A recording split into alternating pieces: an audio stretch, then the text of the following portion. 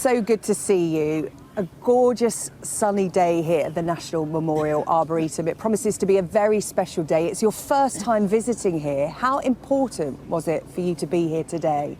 Well, obviously, you've got the memories, but to be here to make the mark for all my friends of Air Force, of the Army, as well as the Navy, and for all the people that I loved and fought with, and for those which I weren't able, and I'm not able to say it to them,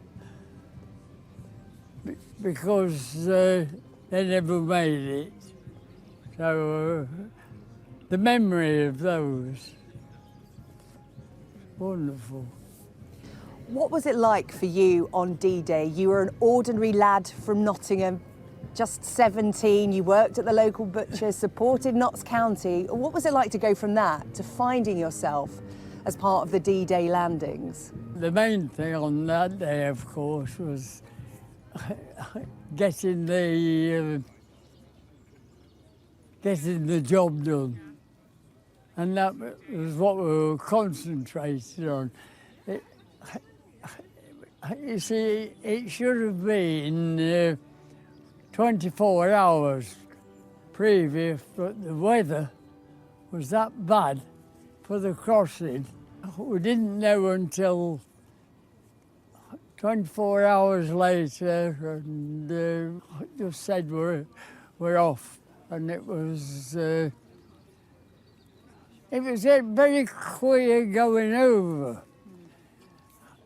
watching tugs pulling blocks of concrete, as we thought. We didn't know what it was they were taking along with us, and that was, of course, the Mulberry Harbour, where you didn't know all that, what it was about. But it was a pretty rough weather one. It was relentless, and you came under fire.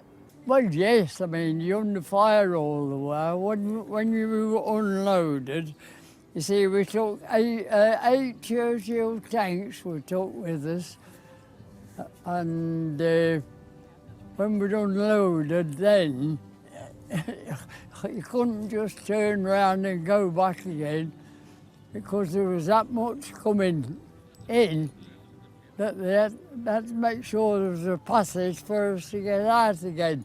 So we really were put for, shall we say, minutes, that we couldn't go until we was ordered to.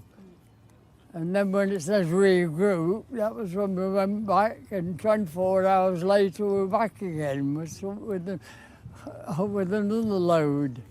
And Ralph, you had a friend there that day, and you don't know what happened to him. Can you tell us that story? He was standing as we was turning. He shouted, "Are you ready for one?" I said, "By God, I am." And before I got that out, there was a big flash where he was standing. From then till now, I've tried to find out if he was still, if he'd still made it. I feel that he might not have done. But once I got back,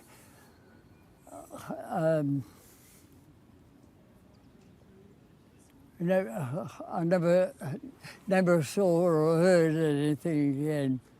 Will you be remembering him today, Ralph? I think a lot about him. We used to have, we were training in Scotland, and we used to have a lot of good times together. We always used to make it that we were ashore at the same time, so that there were four of us actually, and we all used to go out. All used to go out. I mean, I've got some real tales about that. Ralph, I understand that you saw Winston Churchill land after the D-Day landings. You saw him come to Normandy. Really, that was comical because he came in, he come away from the where we took him, and the army had formed ranks, and he was in his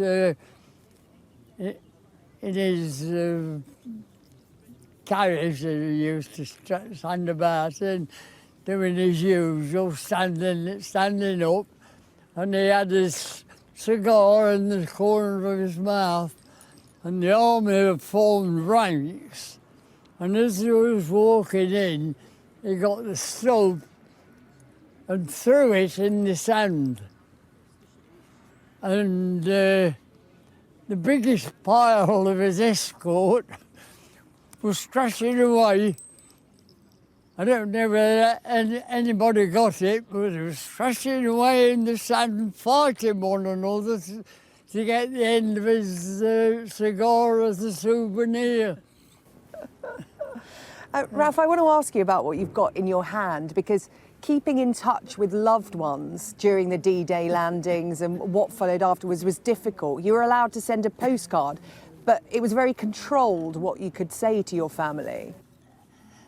No, they just gave us this card, which reads, "I am quite well. I have been admitted to hospital.